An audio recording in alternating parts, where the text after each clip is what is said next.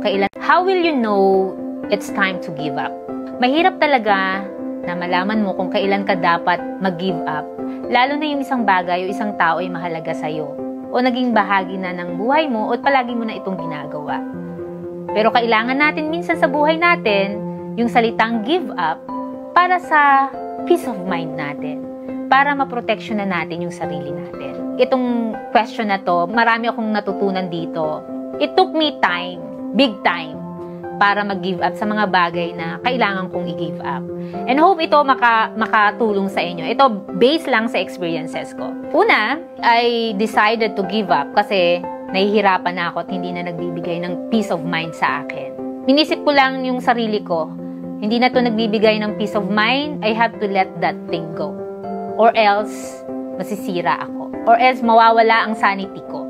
Second, I decided to give up kasi nawawala na ako ng respeto sa sarili ko. So kung wala